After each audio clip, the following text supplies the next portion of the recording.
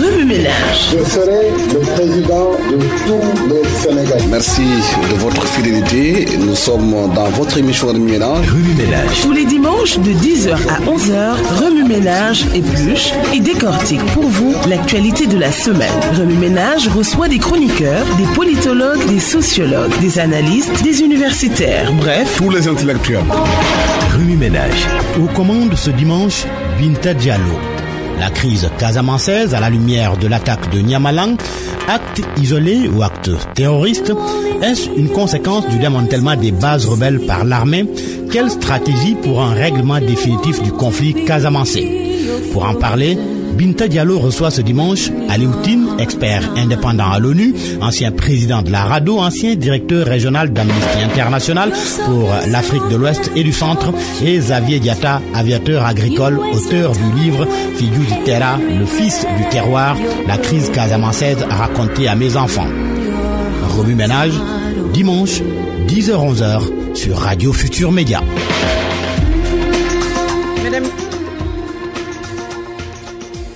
Mesdames, Messieurs, bonjour. Remue-Ménage qui a le plaisir de recevoir ce dimanche Aliou Tine. Il est un expert indépendant des Nations Unies, ancien président de la RADDHO, même s'il voulait pas qu'on le présente. Il va arriver d'un moment à l'autre. Nous recevons également Monsieur Xavier Diatta, ancien de l'armée de l'air sénégalaise, auteur du livre Fidjou du Terra, le fils du terroir en créole, la crise casamançaise racontée à mes enfants. Bonjour, Monsieur Xavier Diatta. Bonjour, Binta. Alors, l'actualité est liée à l'attaque perpétrée à Agnacia cette semaine, attaque qui a fait un mort et des dégâts matériels importants. Quelle est votre réaction par rapport à cette attaque, Xavier Diatta?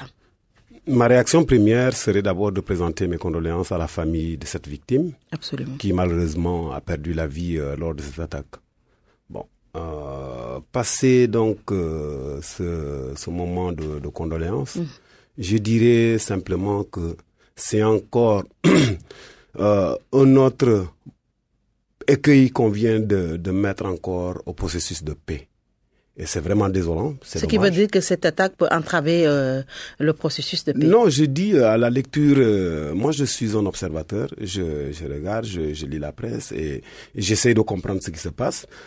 Bon, c'est peut-être une appréhension personnelle, mais chaque fois, vous savez, chaque fois qu'il y a eu une attaque, ça fait reculer quand même le processus, c'est-à-dire le sentiment de paix que les populations ont, le regard qu'ont les étrangers par rapport à la région. Et je trouve que chaque fois qu'on entend parler de la recrudescence de la violence en Casamance, ça pose problème. Oui. Donc, voilà, je sais pas maintenant exactement, nous en sommes aux prémices de tout. Vous savez, ici, au Sénégal, on a toujours l'habitude de fonctionner aux informations et non aux renseignements, parce qu'il y a une différence énorme entre l'information et le renseignement. Et donc, voilà, c'est pourquoi les supputations vont bon train. Il y en a qui vous diront que il y a peut-être un soubassement religieux à cette attaque. Bon, il y a d'autres. Et quel est votre avis par rapport à ceux ou celui qui a perpétré cette attaque de Niambalang? Je crois qu'il y a des enquêtes en cours. Oui. Je crois qu'il y a des enquêtes en cours. Et de façon responsable, on va attendre justement que ces enquêtes aboutissent, pour qu'on puisse vraiment avoir une idée claire et précise. Par contre, ce que je voudrais préciser. Bon, j'ai entendu à travers la presse que César Atoute Badiat ou quelques factions de trucs seraient impliquées sur cette attaque. Je reste dubitatif parce que César Atoute est de cette région. Il est de la zone d'Oussouye. Pour quelqu'un qui entame une lutte nationaliste depuis de 35 ans, je ne pense pas que ça soit une approche. Je pense pas que ça soit une approche justement de César Atoute Badiat parce que je peux pas comprendre qu'il soit de la zone d'Oussouye et que aujourd'hui, par exemple, ils aient un plan de pouvoir dynamiter le pont. Le seul pont qui relie cette île justement au reste du Sénégal. Et si vous connaissez bien, je sais pas la zone, vous verrez que ce pont de Niambalang, c'est pratiquement la seule porte d'entrée terrestre pour aller vers Oussouye, Cap Skirring. En attendant de revenir à vous, Monsieur Xavier Diatta, nous allons accueillir Alioune Tine, notre Alioune Tine national qui vient d'arriver. Ça vous va comme présentation ou j'ajoute Alioune Tine international? Non, Alioune Tine tout court. Tout court? Ancien, oui, professeur. Professeur Alioune Tine, bonjour. Merci. Alors, nous en étions donc à l'attaque qui a été perpétrée à Niassia cette semaine, une attaque qui a fait un mort. Quelle est votre réaction par rapport à cette attaque de Niassia? En tout cas, ça nous surprend. Dans les pratiques du MFDC, c'est pratiquement inédit d'attaquer, de faire exploser des ponts. Mais ce qu'il faut dire effectivement qu'il y a eu plusieurs transformations de ce conflit. Le conflit se transforme, il y a de nouveaux éléments, une nouvelle génération, d'autres objectifs, mais en réalité, le conflit casamançais est mort. C'est-à-dire? Vous savez, il y a eu un moment, les gens soutenaient le conflit parmi les populations. Mais aujourd'hui, plus personne n'en veut. Donc, il y a des séquelles et il y a des tentatives, si vous voulez, d'aller vers la paix, je veux dire sans succès. Et pratiquement avec les mêmes acteurs et peut-être avec les mêmes moyens. Donc, il me semble qu'il faudra faire preuve de beaucoup de créativité, d'innovation pour essayer de mieux approcher les conflits, les différents contours de ce conflit, les différentes transformations, vraiment pour aller à l'essentiel. Est-ce que cela veut dire que cette attaque qui porte quand même à 3, cette attaque dans le Niassia, des attaques mortelles après celle de Boffa Bayotte, est-ce que vous êtes d'avis que pour ceux qui disent que ça peut porter une atteinte au processus de paix qui a été enclenché? Et bien sûr, chaque fois qu'il y a des horreurs comme ça, fondamentalement, ça bouleverse toutes les données. Et effectivement, ça permet également de voir quelle lecture exacte il faudrait en faire. Encore que nous voyons aussi des gens interpréter cette attaque comme venant d'autres sources.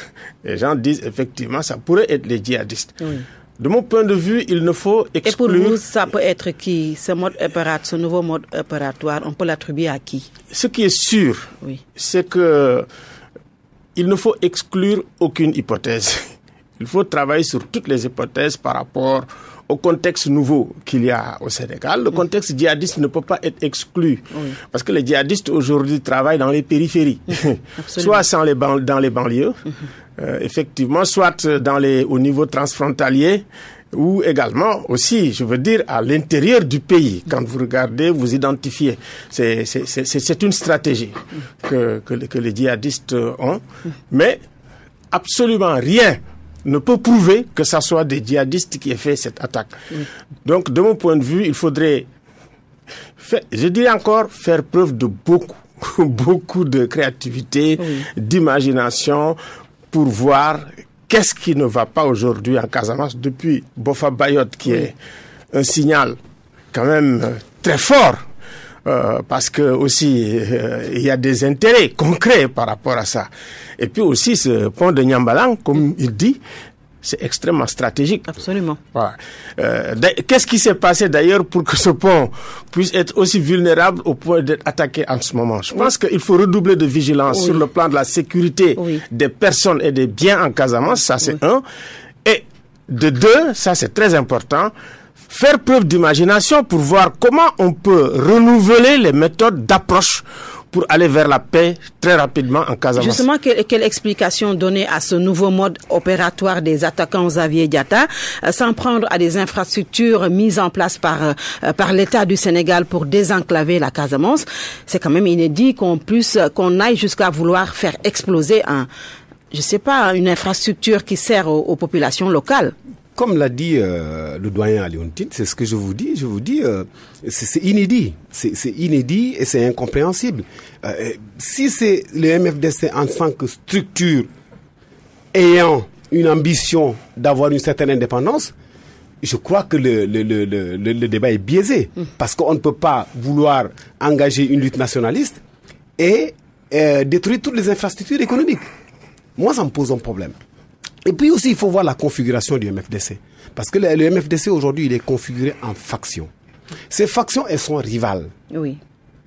Alors, je ne crois pas que la rivalité qu'il y a dedans entre les différentes factions du MFDC, César Atoute, qui est justement de la région, de la zone, accepterait au nom de la lutte, quand bien même elle est stratégique, elle est tout ce que vous voulez, accepterait qu'on vienne chez lui, que ses parents à lui soient privés justement de ce pont.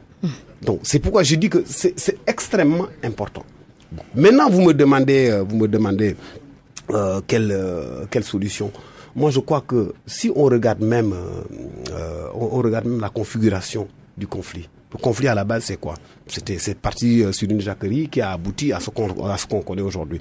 Mais aujourd'hui par exemple, je sais pas, il y a plein de gens quand j'entends des supputations par rapport à si on mettait, je sais pas moi, on organisait un référendum. Bon, et encore que ça, la question est éminemment complexe pour qu'on puisse organiser un référendum. Qui va voter à ce référendum? Est-ce que c'est Xavier Diatta qui est là, qui a épousé une femme Libou, qui a ses enfants qui sont là au Sénégal, du moins à Dakar, qui ont grandi à Dakar, qui connaissent rien de la culture, ou je sais pas moi, mon cousin Alphonse Tine qui est en Casamance, qui a grandi, ses enfants.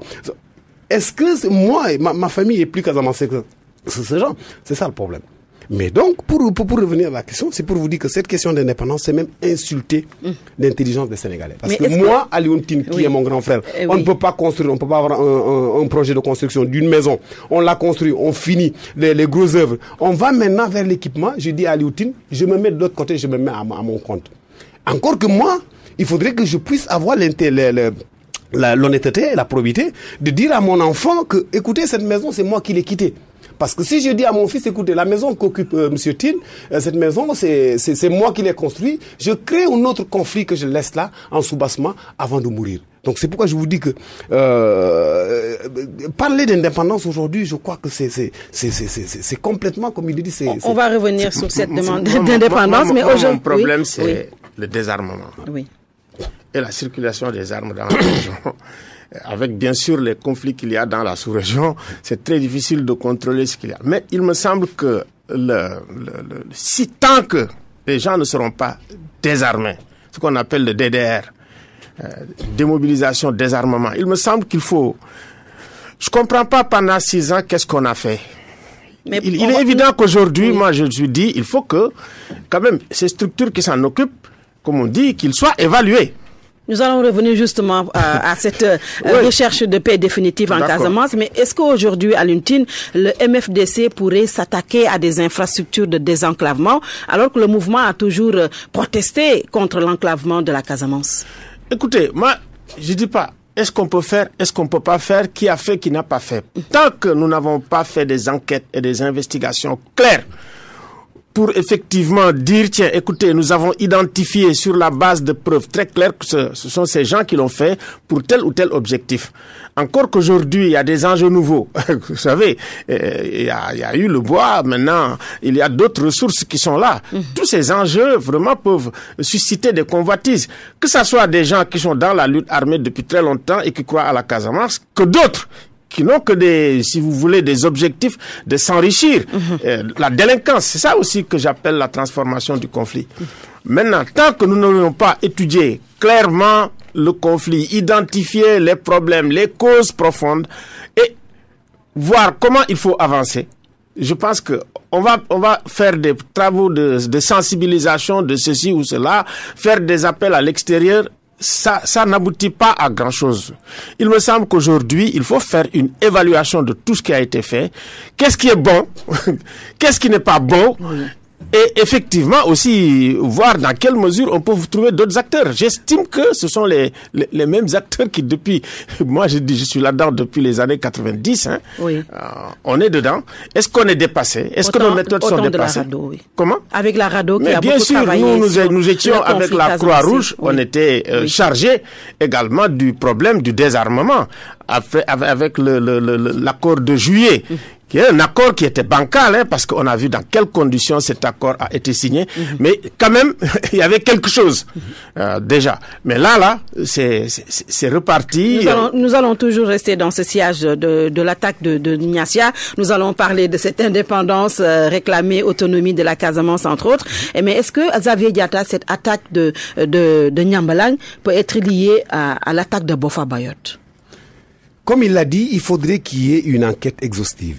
Il faudrait qu'on puisse faire des investigations. Et je sais que notre système de renseignement, il est assez performant. Moi, je parle en connaissance de cause parce que j'étais à l'intérieur de ce dispositif de l'armée nationale.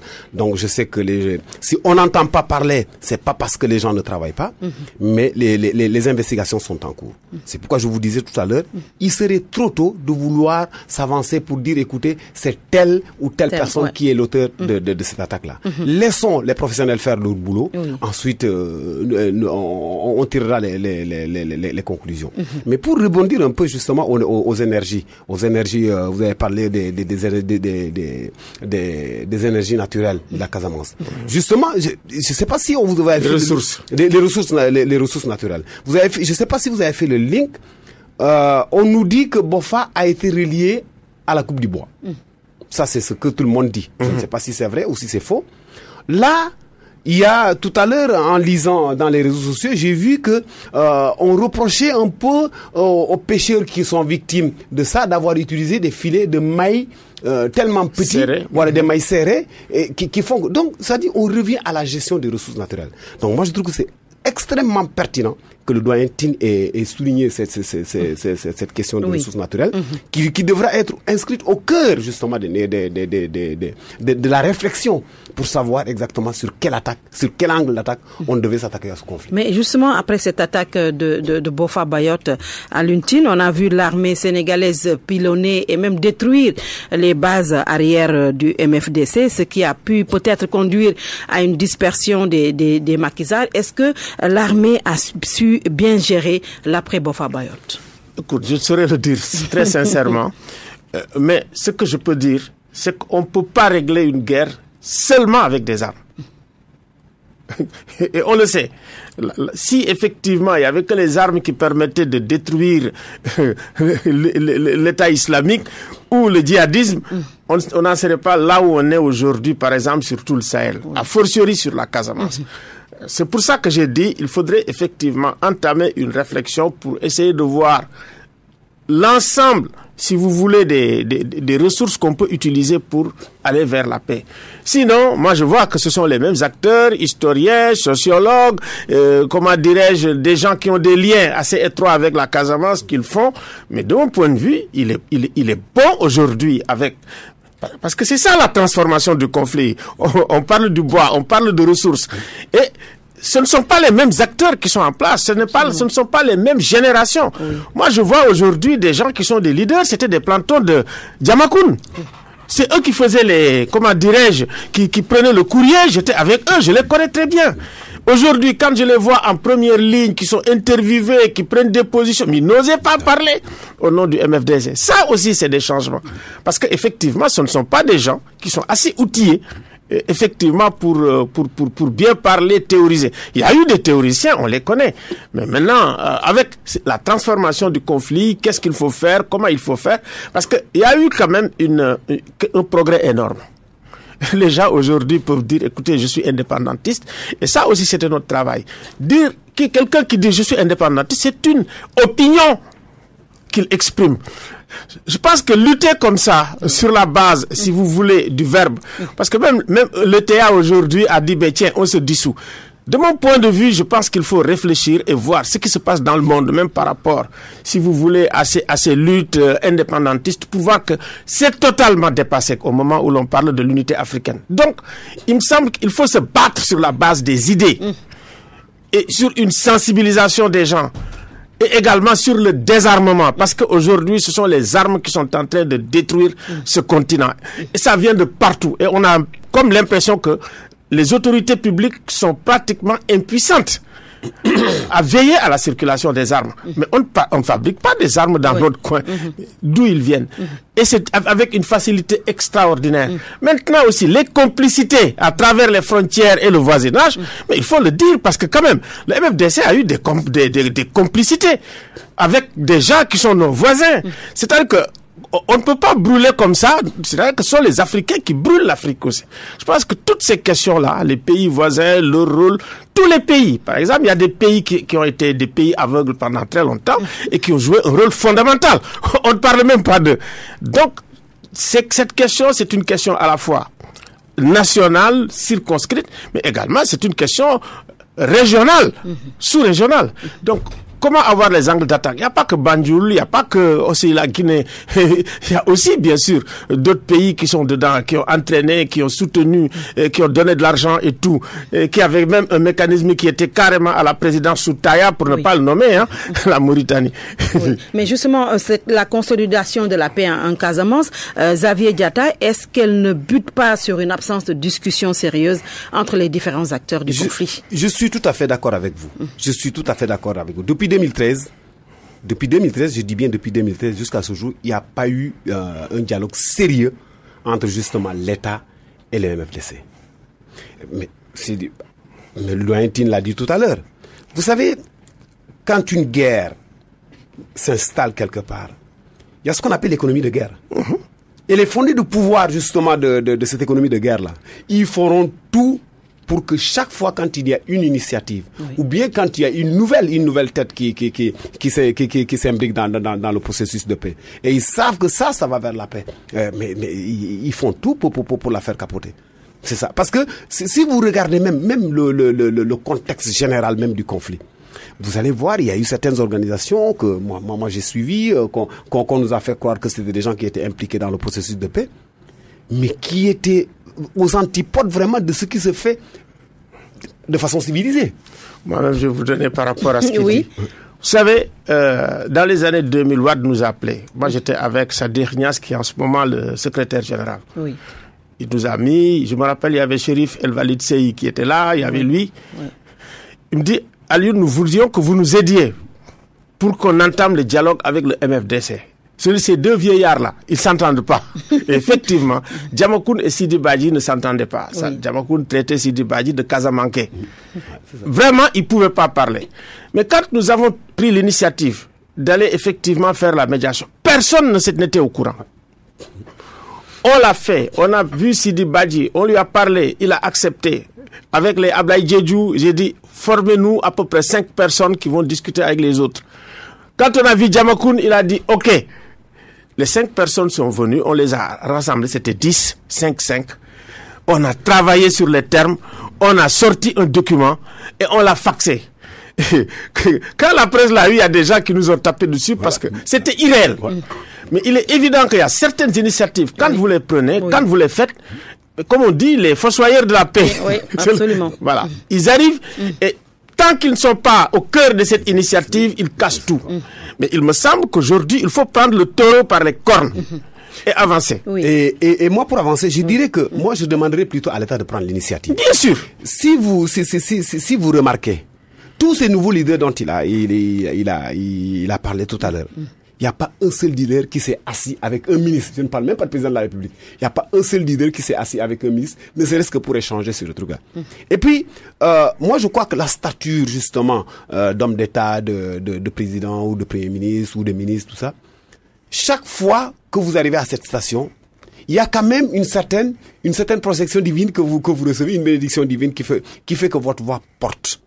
Moi, je crois qu'il faut qu'on arrête d'avoir des émissaires, des gens qui se disent, écoutez, moi, je suis monsieur Casamance, je peux aller régler ce problème-là. Je crois qu'il faut aller sur le terrain, rencontrer ces gens-là, que ce soit les leaders des factions, même s'il faut tous les réunir, on les réunit tous et ils discutent avec vraiment les vraies autorités de ce pays. Oui, mais on a quand même vu à l'Untine l'Église s'engager pour le retour définitif de la paix en Casamance par rapport au processus de paix à travers Santé Didio. Il y a eu des pourparlers, mais jusqu'à présent, la consolidation qui tarde à se faire, la consolidation de la paix. Non, sérieusement, oui.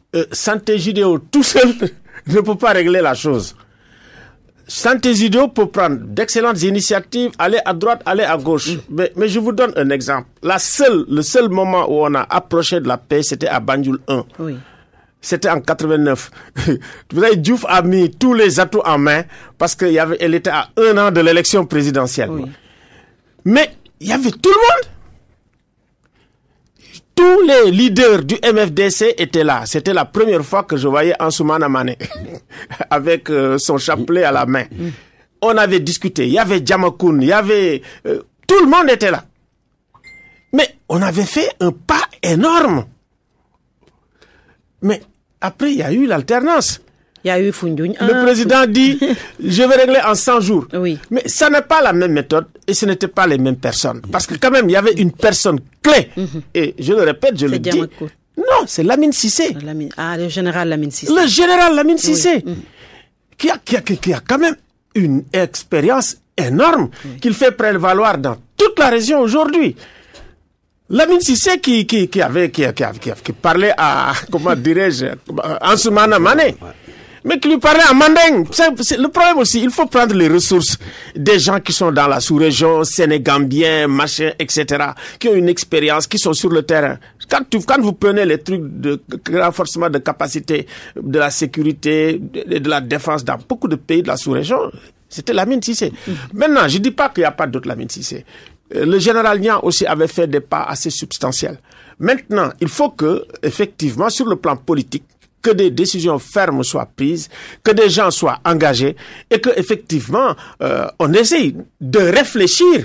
Ça veut dire réfléchir sur la méthode, réfléchir sur l'approche, réfléchir sur les acteurs et comment il faut faire. Maintenant, plus Sant'Egidio, peut-être que ça va nous apporter quelque chose de nouveau, mais de mon point de vue, ce que j'ai vu faire depuis, je veux bien le dire, hein, depuis l'arrivée de mon président Macky Sall, depuis 2012, c'est pas très convaincant et il n'y a pas de résultat. Quand il n'y a pas de résultat, à partir de ce moment, on met les cartes sur table, on dit bon, qu'est-ce qui a marché, qu'est-ce qui n'a pas marché, qu'est-ce qu'on devrait faire et on remet les compteurs à zéro. Mais entre des chefs rebelles qui ne parlent pas le même langage et une aide extérieure qui s'accroche à l'indépendance de la Casamance, comment asseoir dans ce cas Xavier Diatta une paix durable en Casamance? Vous savez, l'extérieur, moi ça m'inquiète pas. L'extérieur, ce qui constitue aujourd'hui l'extérieur, c'est qui? C'est quelques groupuscules, c'est 3 ou 4 personnes qui ont quitté le Sénégal dans les années 80. Et dans leur tête, la Casamance, le Sénégal est resté dans les années 80. C'est des gens qui sont déjà en retard. Ils savent même pas ce qui se passe, ils connaissent même pas la configuration actuelle du Sénégal. Donc, ils restent dans ce souvenir et de là-bas, effectivement, ils ont peut-être un certain entre-gens qui permet d'influencer un peu localement des personnes. Et même ce sont ces personnes, moi je crois que ce sont ces personnes-là vers lesquelles nous devons aller. Justement, les faire ressortir, les faire découvrir d'autres horizons, les faire comprendre comment marche le monde. Parce que c'est en fait ça. Moi, si vous prenez tous les leaders du MFDC, la plupart ne connaissent même pas Dakar. Donc, c'est-à-dire que pratiquement tous les leaders du MFDC, la plupart, ils vivent justement dans les années 70-80. Ça pousse. Il y a un problème, il y a un leader, moi, souvent, qui l'est amené à Dakar. Il s'agit de quel leader? Il est resté là pendant très longtemps. mais ça, c'est des gars un grand leader, hein, qui est resté là, qui a travaillé maintenant, qui œuvre pour la paix aujourd'hui. Mais justement, c'est parce que quand il est venu ici, le déclic, j'ai dit, je peux te recevoir chez moi. Il est venu. Il a dormi chez moi. Et après, il est resté à Dakar. Et il a commencé à œuvrer pour la paix en Casamance. Ce qu'il dit, c'est très important. Il y a beaucoup de choses qui sont fondées sur la méconnaissance, qui sont fondées sur l'ignorance. C'est pour ça que j'ai dit, il n'y a pas que les armes. Il n'y a pas que les armes. Il faut voir effectivement, c'est un problème de représentation de la Casamance, de représentation idéologique. Mais cette bataille d'idées, on ne la mène plus. Aujourd'hui, regardez, on a mis de côté vraiment pratiquement toutes les organisations de femmes. C'est très important, les femmes, surtout en Casamance, par rapport à leur rôle traditionnel, à ce qu'elles jouent.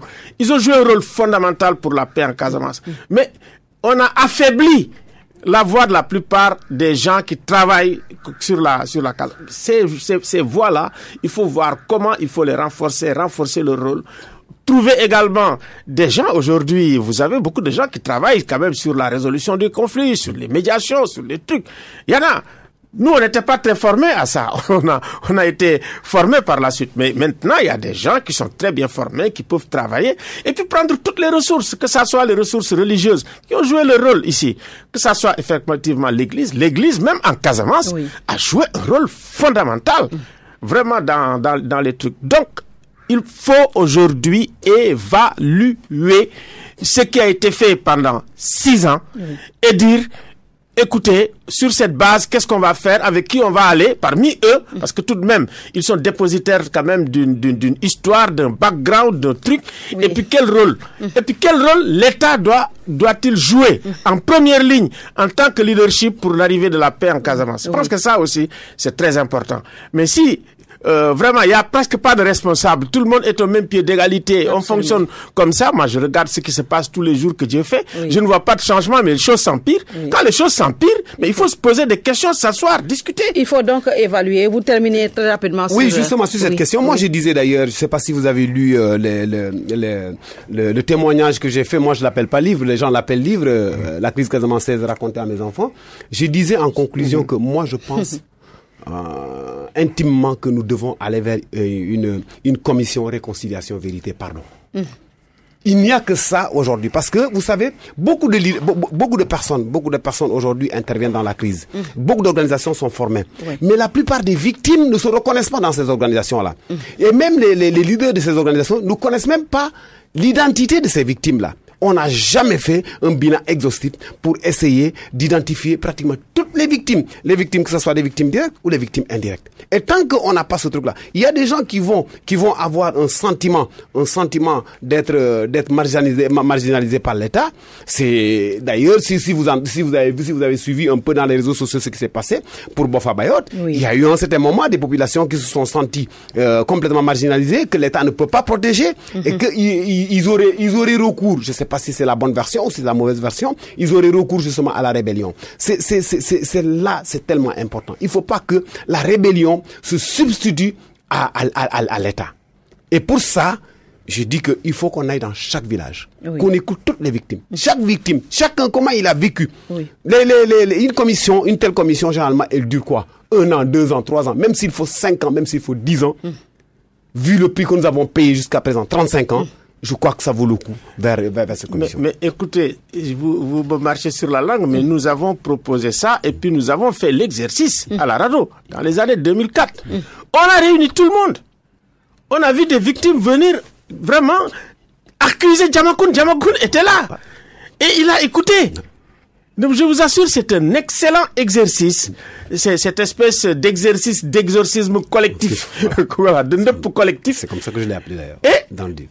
Faire un travail en profondeur.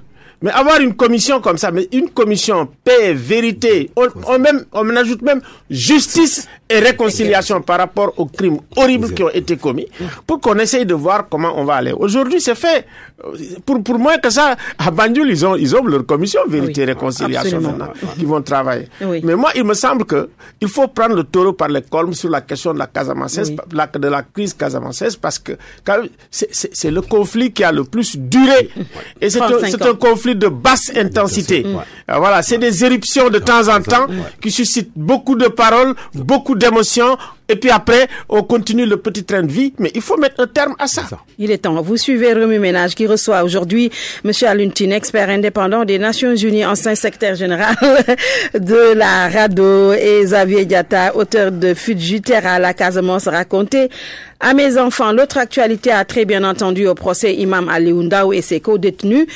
Alioune Tine, quel commentaire faites-vous au vu de ce qui ressort de cette audience? Écoutez, on a appris beaucoup de choses qu'on ne savait pas. Parce qu'en réalité, par rapport à cette question, j'ai été saisi au départ par les avocats de Imam Ndao. J'ai reçu pratiquement toutes les autorités religieuses, l'association des imams et oulémas. On a beaucoup travaillé. Et j'ai parlé également au ministre Abdoulaye Daouda Diallo. Donc, comme je travaille beaucoup sur cette question, nous avons été extrêmement prudents par rapport à l'approche. Tout ce qu'on a demandé, c'est qu'il y ait un procès équitable. Parce que aussi, quel que soit ce que vous avez fait, vous avez droit à un procès équitable. Vous avez droit également, quand vous êtes détenu, franchement, qu'on respecte vos droits en tant que détenu. Être détenu, c'est tout simplement être privé de liberté, mais on n'a pas le droit ni de vous torturer, ni de faire quoi que ce soit. Absolument. Maintenant, pour l'essentiel, on nous avait soufflé quand même qu'il y avait des choses assez sérieuses dans le dossier pour que l'État se comporte comme il s'est comporté. Donc, on a pris acte de tous ces éléments.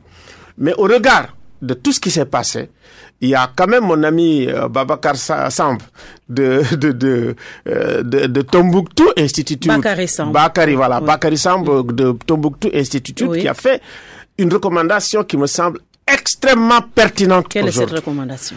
C'est qu'au regard de tout ce qui est sorti, il faut absolument effectivement qu'on tienne une espèce de réunion où on essaye d'évaluer la situation par rapport à ça. Parce que tout de même, avec beaucoup d'informations pour les gens qui travaillent sur ça, on sait. Moi, j'ai travaillé quand même sur toute la zone de l'Afrique de l'Ouest et l'Afrique du Centre.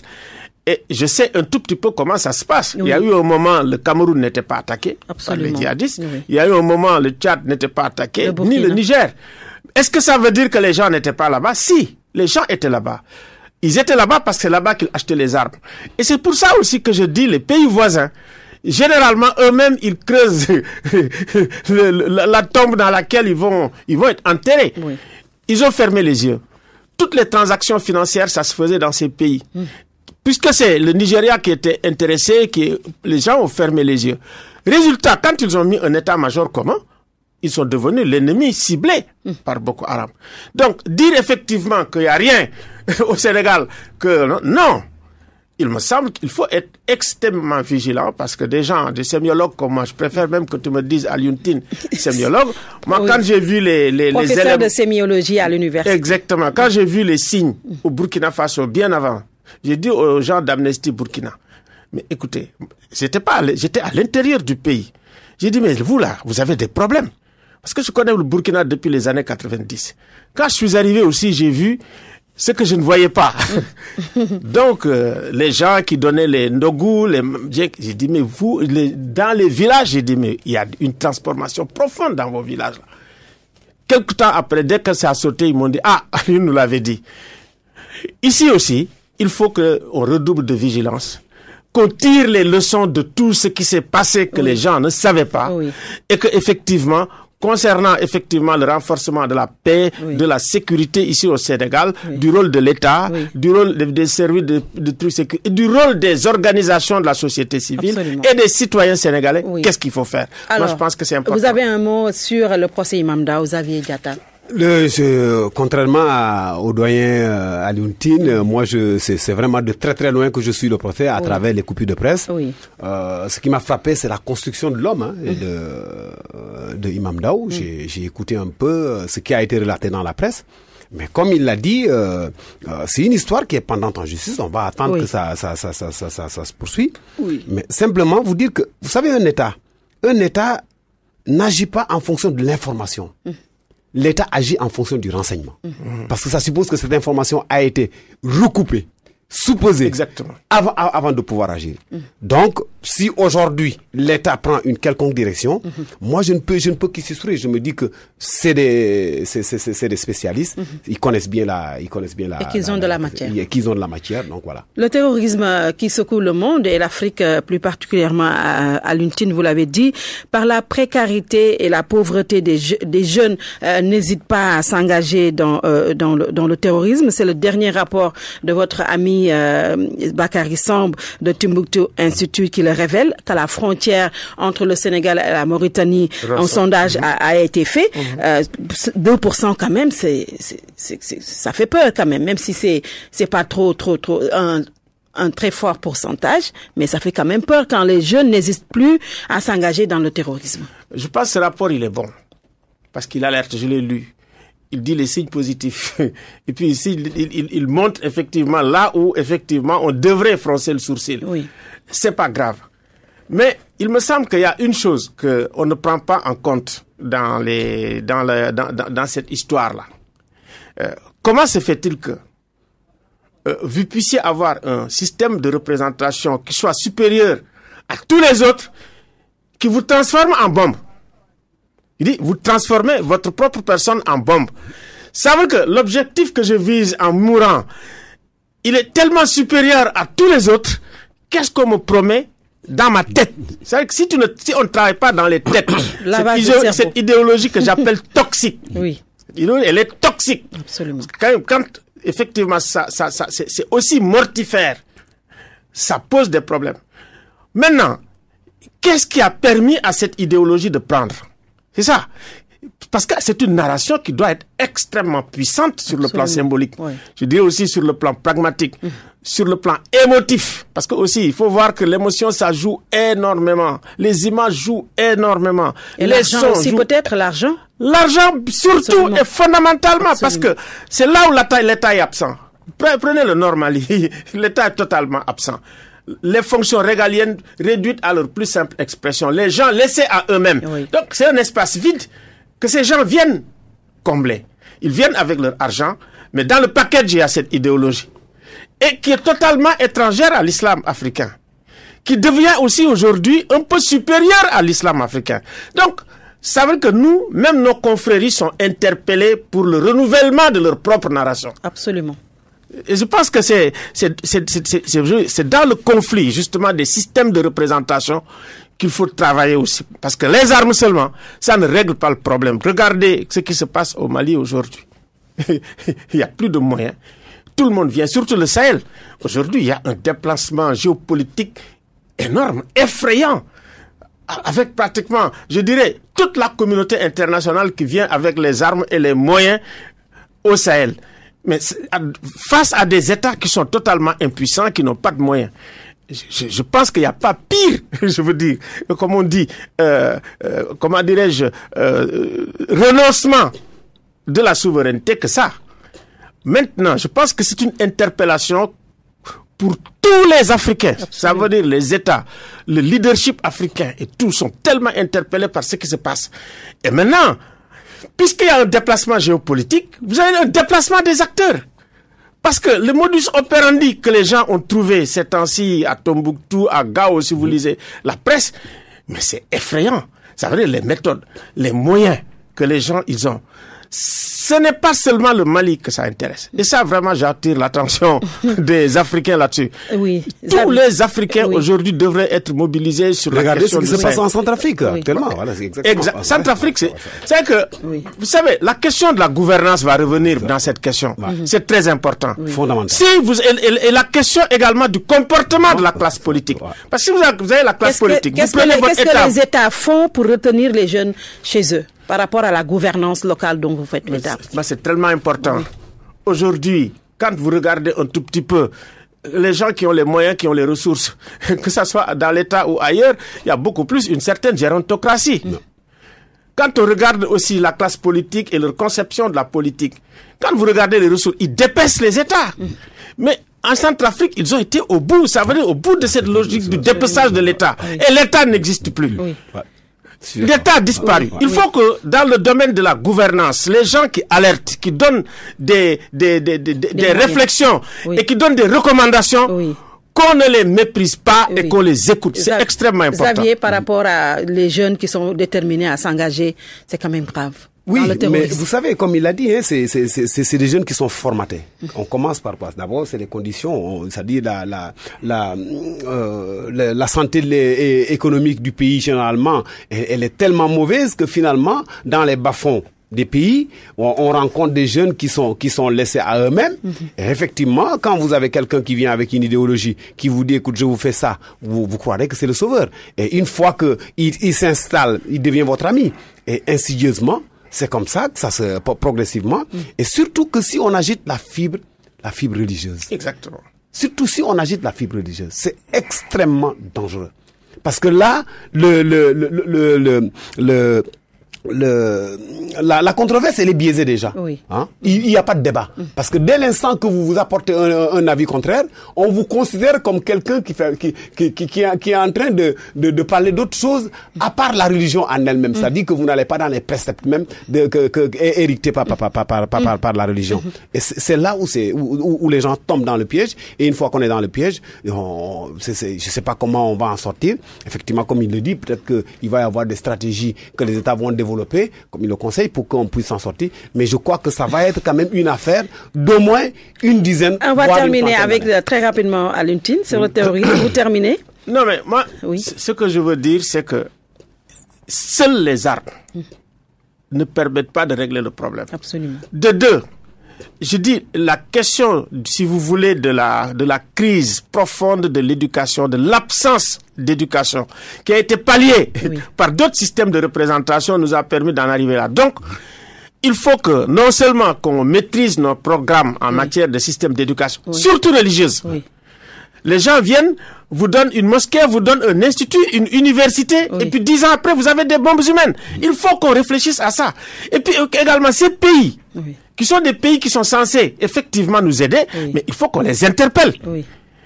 Or, aujourd'hui, ce sont les plus grandes puissances qui font, comment dirais-je, ami avec eux. C'est-à-dire que ce qu'ils montrent, parce qu'eux-mêmes, ils ont des problèmes, parce que des fois, ils ne contrôlent même pas ceux qui répandent cette idéologie-là. Donc, je le dis en toute sincérité, parce que j'ai regardé un peu l'évolution de ce qui s'est passé au Nigeria depuis les années 2009. Et la réponse que le Nigeria avait donnée, surtout en tuant le